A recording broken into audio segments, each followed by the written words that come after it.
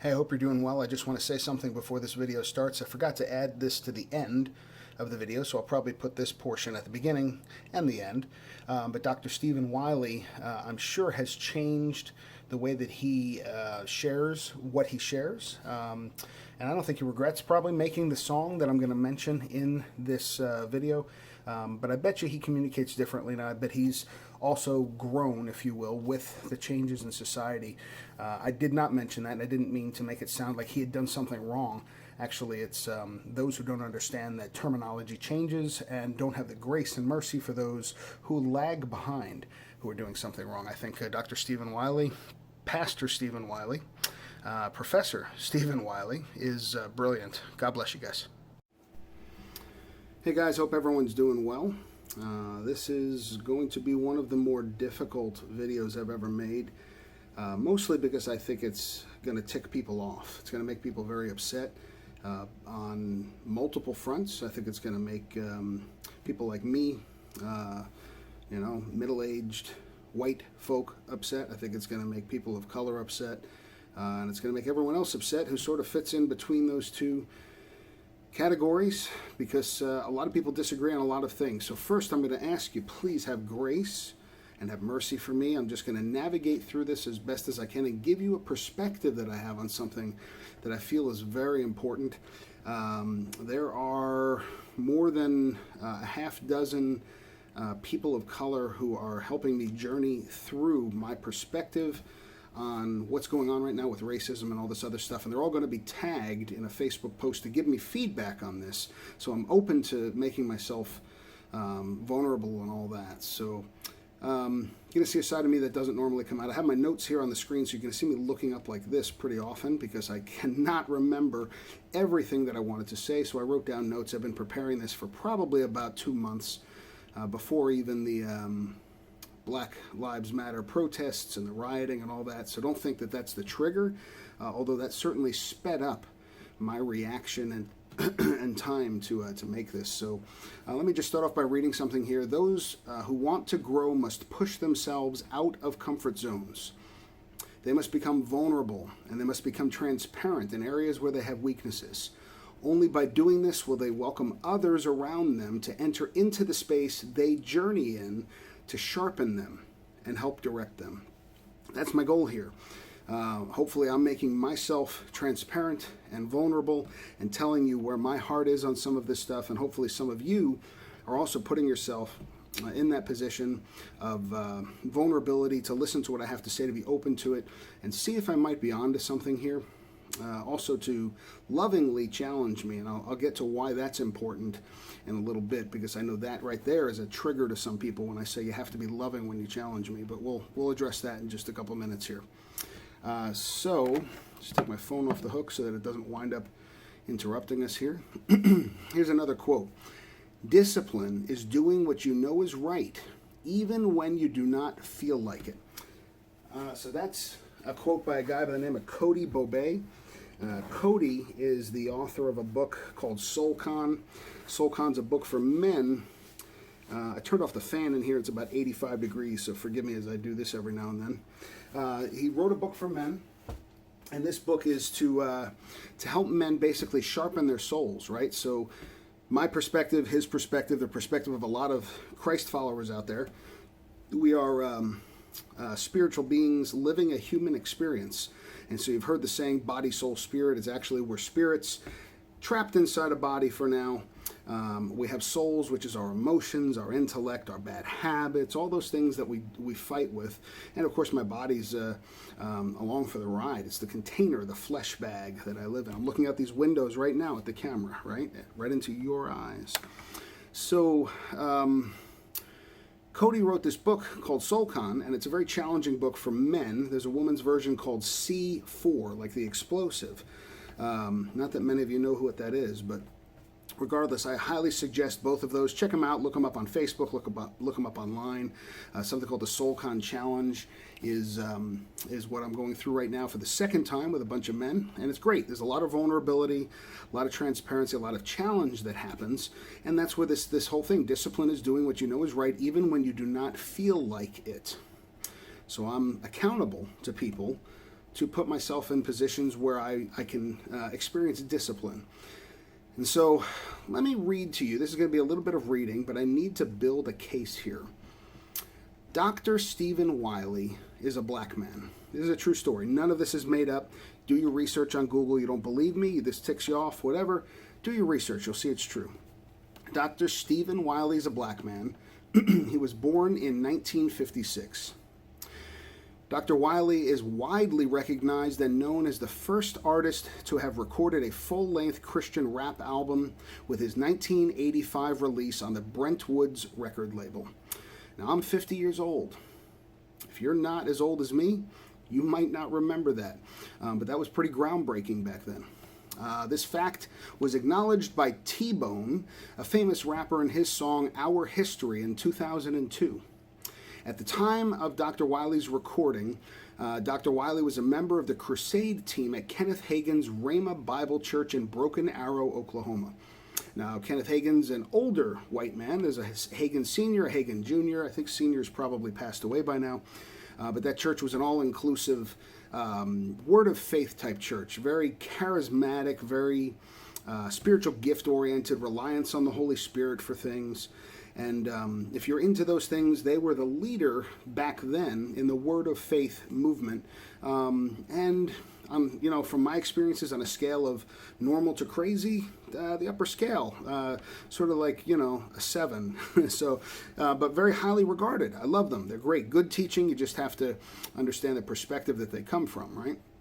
So Dr. Wiley grew up in Oklahoma. He's a University of Oklahoma graduate, and he began his career as a jazz drummer in 1979. During this time, he wrote a song called Basketball. This song would later go on to be recorded by mainstream rapper Curtis Blow and became a top 100 hit in 1985. So that's on the standard music charts, right? In 1982, or by 1982, to step back a little bit, Dr. Wiley was performing rap music with Christian lyrics. This was a time when Run DMC's breakthrough to the mainstream was still a year away. So cutting-edge stuff. In 1984, Dr. Wiley took a job as chaplain at the Juvenile Detention Center in Oklahoma. In 1985, Dr. Wiley released a full-length Christian album, and the world watched as its title track reached the number 14 spot in the 1986 Christian radio charts. Now, this was a time when Christian radio was just starting to blow up, if you will, in a good way. But rap music was not the most popular thing on Christian radio. It was a novelty. It was barely popular in the homes, and certainly not popular in the church. A lot of old-time churches actually saw rap, and sometimes still see rap, as an evil form of creative music. We won't touch on that except to acknowledge it. And so, in 1988, an article was written in Spin magazine, and they named Dr. Wiley the Grand Master of Rap. Dr. Wiley would later serve as the assistant pastor and youth minister at the predominantly black Crenshaw Christian Center in Los Angeles, California, under the leadership of another black man, Frederick K.C. Price. Some of you may know him. Dr. Wiley then released 2 more albums which were even more favorably received, giving him a number 13 hit with the song Peace. That's a duet with Rene Garcia, and a number 14 hit with the song Attitude in 1991. Dr. Wiley is the founder and pastor of the predominantly black Praise Center Family Church, which has 2 locations in Oklahoma. He is also the assistant vice president, the director of Christian ministries, and assistant professor of religion at, I guess it's Bacone College, where he teaches full-time.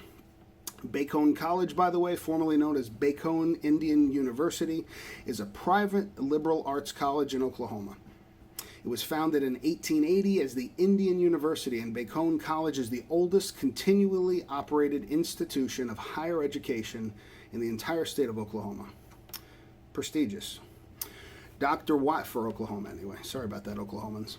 Dr. Wiley is a graduate of Rhema Bible Training Center, Dr. Wiley is also known as an international youth evangelist and motivational speaker.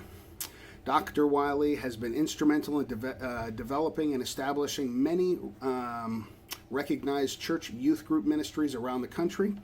During his evangelism travels, he is credited by every person who introduces him and credited everywhere he goes as being the pioneer in gospel rap, the pioneer in gospel rap.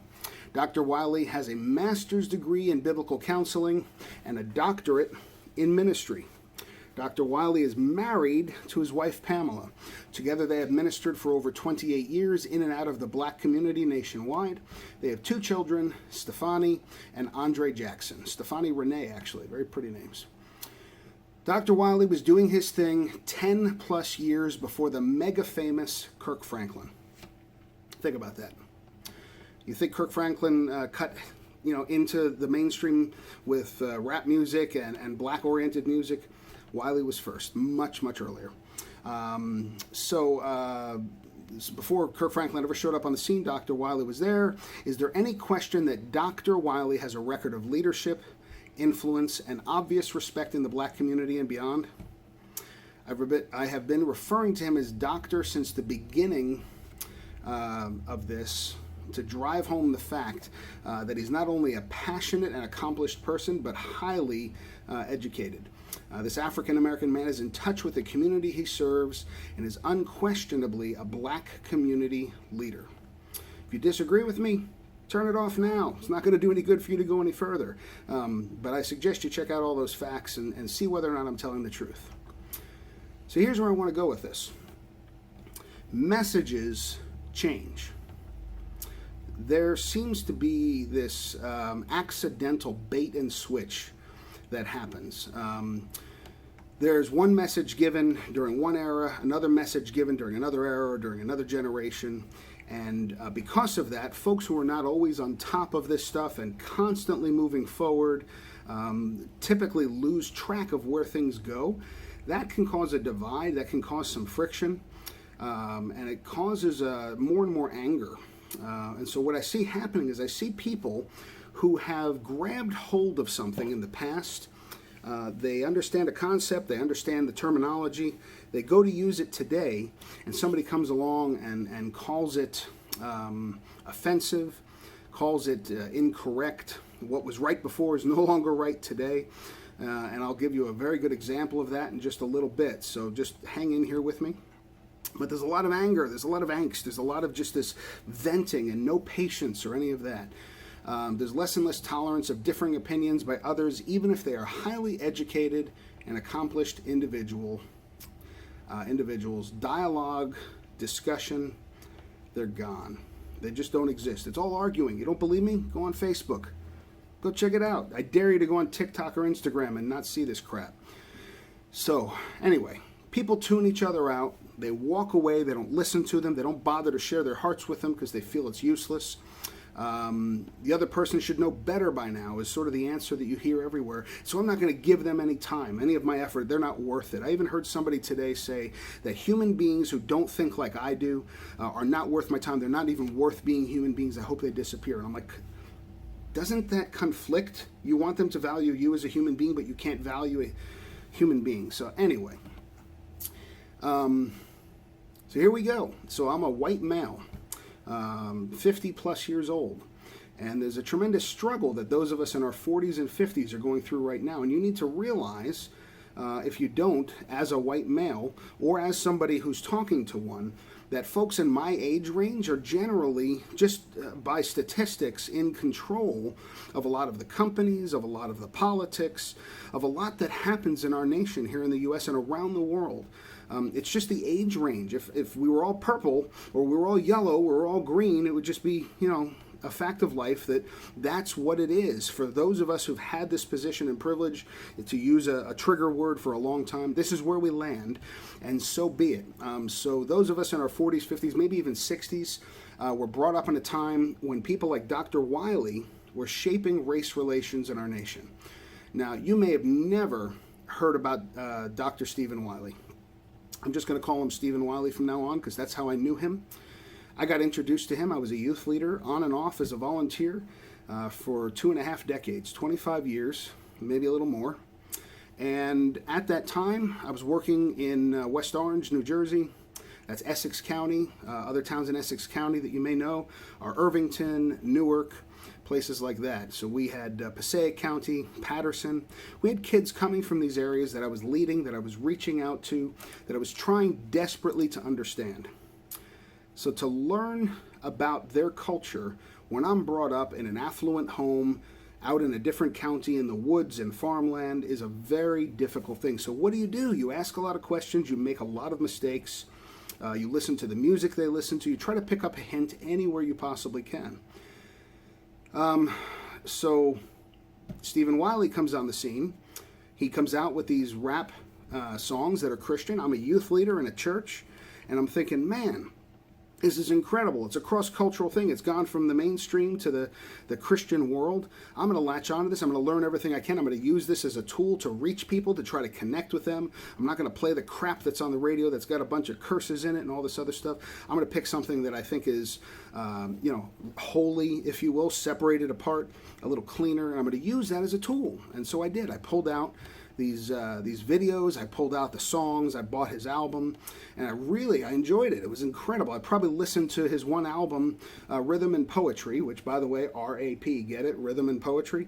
Probably listened to that album 1,000 times, and I'm not exaggerating. Used to make a 2 to 3 hour drive each way, probably 3 times a week. That's all I listened to. I had a huge band pass, 2 12-inch speakers in the trunk of my car, and I would shake the fasteners loose, and you couldn't see out the rearview mirror. You can ask anyone who was in my youth group when I was a leader back then about that thing. We'd set off car alarms in the 1990s, and so don't have that stuff now. My wife would kill me. Actually, I love my wife. She'd probably enjoy it with me, but so I shouldn't pick on her. But I did everything I could to connect with these people. So I'm listening to Stephen Wiley, this leader in the black community. Remember from before? He's a leader. We've documented that. We've looked at that. We've established that. All of a sudden now, here's where it gets difficult. One of the hottest songs, if you will, on that album that I probably heard 1,000 times is a song called Colorblind. Well, you get programmed when you're young to think a certain way by certain people, and I got programmed to think that the term colorblind was awesome because he has this song about becoming colorblind. I'll read the lyrics to you in a couple minutes here. So my foundation in race relations, in understanding all this stuff from all that time ago is based on songs like that. And so about probably 2 years ago, I'm in a conversation with a bunch of actually white women who are trying to, fight for racial equality in our Hunterdon County, which at the time I think was the 4th most affluent county in the nation or something like that. So they're fighting for racial equality. And I come into the conversation, I'm like, man, I want to be part of this. I want to be part of whatever happens here in the county I live in to work on race relations. So I come in, I start talking to them. I said, hey, is this group, about race relations in one direction only? Are we only talking about those who receive problems because of their race, because they're black? Or is this for people of any color? And I started giving examples of how it happens all around the world where people are beaten up, if you will, because of their race. And I said, I'd like to talk about more than just one aspect of the problem. I'd like to get into multiple aspects here, if that's what this group is about. And somebody tore me apart. They said, you can't do that. This is not about white people. This is before Black Lives Matter and All Lives Matter and Blue Lives Matter and all that kind of stuff, right? This is just madness before this stuff happened. And I said, hey, listen, I'm just, I'm coming in here at the time probably as like a 42, 43-year-old guy, as a colorblind individual. I want to be colorblind to all this stuff and be able to not be judging people by their race, by their color, by any of that stuff. I want to be open to all this stuff. And I'm telling you, it was like I kicked a hornet's nest. Insanity ensued. I got accused of everything you could possibly imagine. I got cursed at. I got kicked out of the group. It came up a couple years later. They went back and had screenshots of me saying this, calling me a racist and all this other stuff. And I'm like, I remember this term. This is part of my upbringing. Nobody explained to me why this is not a good thing to say at this point. Remember I said things change before? Where did I go? Messages change, the divide grows, there's more and more anger and less tolerance. I'm experiencing this firsthand at that point. It's pissing me off because I'm doing, well, there goes the child friendliness of this video. It's ticking me off because everything I'm doing to do right, I'm being accused of wrong, and I'm being kicked into the corner where I've got this group of people coming at me, like I said, a hornet's nest. I feel like I should be in the fetal position sucking my thumb going, help mommy, help, help, help. And I came to do good. I still want to do good. Those people drove me out of that group. Now, of course, I didn't stop doing what I do. My passion still surrounds all types of different race relations, including making sure that children don't wind up as slaves over in Africa. I'll talk about that with you personally. If you want to hear more about that, I'd love to get you involved with what we do. But that doesn't justify my faults. I'm still a 50-year-old white male with a brain that was programmed prior to hearing Stephen Wiley and a bunch of other albums, including Kirk Franklin and all these other people and speakers and all that kind of stuff. I still have my faults. I still have my weaknesses. But there's no grace. There's absolutely no grace and no mercy from the majority of people who come at me and disagree with what I'm saying. They don't want to teach me. They want to punish me. I happen to have a group of what everyone is calling people of color around me who are patient, and they tag me in their posts so I can learn, and I'm going to tag them, like I said, in this post so I can learn, and hopefully they learn from me about the perspective of 50-year-old white males. But I'll tell you, it's about a 20-to-1 ratio. Those who I can trust with my heart, with my feelings, with my rawness, with my mistakes are rare. It is a sad, sad world when the world is fighting for people to treat each other fairly, and because you don't do it perfectly, you get kicked in the balls. That's what it feels like. It sucks. It is excuse my venting, it's the stupidest thing I've ever seen in the world when you come to help somebody and you don't do it right and they push you away out of anger and frustration. That's fine, be angry and frustrated. I'm not trying to tone police you. You can be all of that with me. But understand, don't expect me to be calm when I'm trying my hardest to do good and to learn, and that's the response I get. If I'm not allowed to tone police you, don't tone police me.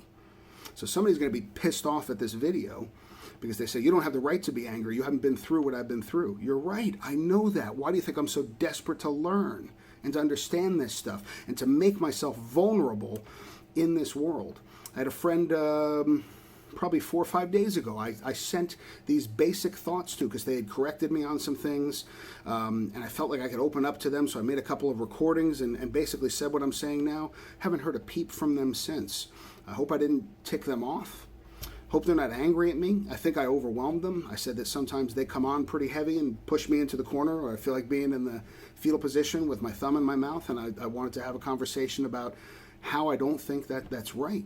If we want growth in this world, there are some underlying principles that must be followed. Overcome evil with good. That's biblical. Do unto others as you would want them to do to you.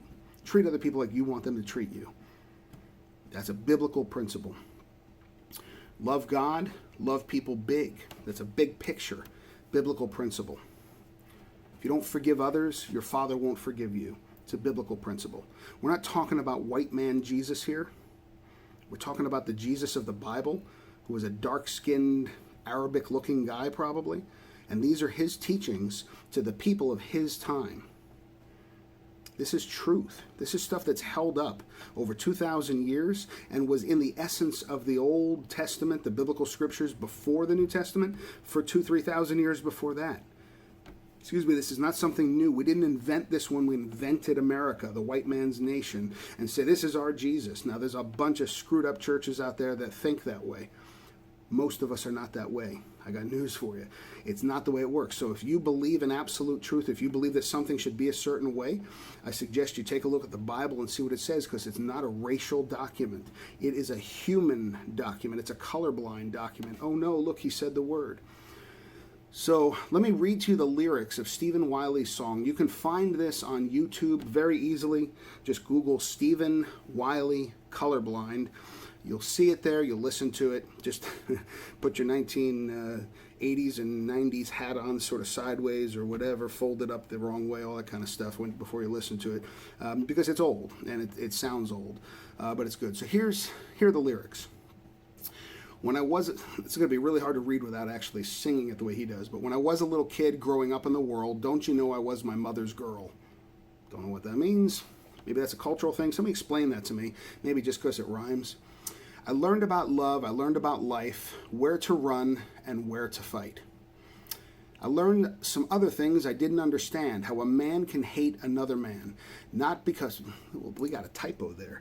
How a man can hate another man, not because they've ever seen each other, hey, simply because of one's color. I knew a guy, he was a friend of mine, he wore polka dots, plaid, purple, and lime. I asked somebody, what's wrong with the brother? They said, Tyrone, he can't see color. You must be kidding, look at that outfit. Wearing that at night, you won't get hit. But the more I thought, I began to see, colorblind is where we need to be. Colorblind, there's no need to see colorblind. It's where we need to be. No other race or color of skin. If you judge my face, God calls it sin. Colorblind. And then he repeats it a couple times. Way back since the beginning of sin, people got judged by the color of skin. I don't know why it happened that way, but the sad thing, it still happens today. That's why I'm saying it's got to cease. There ain't no way that we can live in peace. The longer I live, the more I see colorblind is where we need to be. And then he repeats the chorus again, colorblind. There's no need to see colorblind. It's where we need to be. No other race or color of skin. If you judge my face, God calls it sin. Colorblind. And he repeats it again. Next section. At Jacob's well, Jesus sat one day. A Samaritan woman came his way. Jesus asked for a drink, but she had to think, now what dealings have I with you? Jesus said to her face, this is not a matter of race, but a matter of love and of God's grace. Don't draw from the well dug by men. With my living water, you won't thirst again. Chorus again. Colorblind, there's no need to see colorblind. It's where we need to be. No other race or color of skin. If you judge my face, God calls it sin. Colorblind. Repeats it 3 more times. And then the song sort of slows down, the bridge, whatever you call that. Think how simple, think how great. If you couldn't see colors, you couldn't see hate. My prayer for you then is in time, you too become colorblind. It doesn't matter what race or creed. What matters is we're together. What can you give of yourself to your fellow man? That's God's master plan for all of his flock. This nonsense has got to stop. Sorry, getting a little... So now I'm not angry, I'm emotional. Anger's an emotion. That didn't make sense, right? So, anyway. Okay. One day real soon, we're going to see everything unraveled will come to be. We'll stand at the throne of the great I Am. The lion gonna lie right next to the lamb.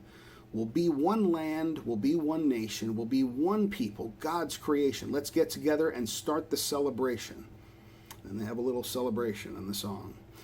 Colorblind, there's no need to see colorblind. You heard this before. They go through the chorus twice. And then at the very end of the song, he says this. No, I'm actually going to skip that. It ends with the chorus. So I have a question. What does a man like me, a white guy in his 50s, in his 40s, in his 60s, because that's what this is made from the perspective of, this programmed me. This was good stuff back then. And the community of black people all around me recognized that. It's the foundation that I'm challenged to overcome now, along with my faults and my weaknesses. So for 30 years, I've been thinking that way. And then, or 20 years. And then a couple of years ago, I just start getting berated and cursed at when I use the wrong word. I use it naturally. Where's the mercy? Where's the grace? Where's the understanding that it's a journey and it's not just you snap your fingers and everything's fixed thing. I understand people are angry. I understand, to quote Trevor Noah, that the social contract wasn't honored, and so there's no reason for people of color to honor our rules and all that kind of stuff. I understand where those thoughts come from. I completely disagree with rioting and all that. I think that's a bunch of BS. If you're breaking stuff that belongs to other people. So the example I give is, I'm angry at you, so you broke the contract. I'm gonna kill your dog and kick your daughter in the head and then go over and burn down my neighbor's house. That's what rioting is, when it's indiscriminate violence towards a community, and nobody can talk me out of that. But I understand where the frustration comes from. I understand that. I can't empathize with it at the level. I can't feel it the same way, but I understand the source of it. But I hope you understand the source of the frustration of guys like me. I think that I have a lot of grace towards people. Anyone who knows me can chime in at any point in the comments, wherever you want, wherever this is posted, and confirm that or deny that. I think I have a lot of grace towards people, and frankly towards stupidity in this world, whether it's race-oriented or not. A lot of guys my age don't. If you want to change this world, you have to voluntarily put your feelings, your anger, all this other stuff under the umbrella of the greater cause. Well, you don't have to do anything. I can't tell you what to do. But it would probably be a good idea. Probably be a good idea. Don't go woke-splaining. If you're white, don't go out there woke-splaining. So you're woke, you understand what's going on in the world. Don't go out there and try to explain to everybody what to do. I'm not trying to do that right now. I'm giving you my perspective, my thoughts. But, yeah. So there you go. I'm going to leave it at that. Let's see what kind of fires I start with this one, because I'm sure that the good intentions I have are going to be twisted by somebody. And you're just going to prove my point. God bless you. I hope your journey is good. I hope you learn a lot. I hope we learn to love one another as we want to be loved ourselves, and overcome evil with good. Hey, I hope you're doing well. I just want to say something before this video starts. I forgot to add this to the end of the video, so I'll probably put this portion at the beginning and the end. But Dr. Stephen Wiley, I'm sure, has changed the way that he shares what he shares. And I don't think he regrets probably making the song that I'm going to mention in this video. But I bet you he communicates differently, and I bet he's also grown, if you will, with the changes in society. I did not mention that, and I didn't mean to make it sound like he had done something wrong. Actually, it's those who don't understand that terminology changes and don't have the grace and mercy for those who lag behind, who are doing something wrong. I think Dr. Stephen Wiley, Pastor Stephen Wiley, Professor Stephen Wiley is brilliant. God bless you guys.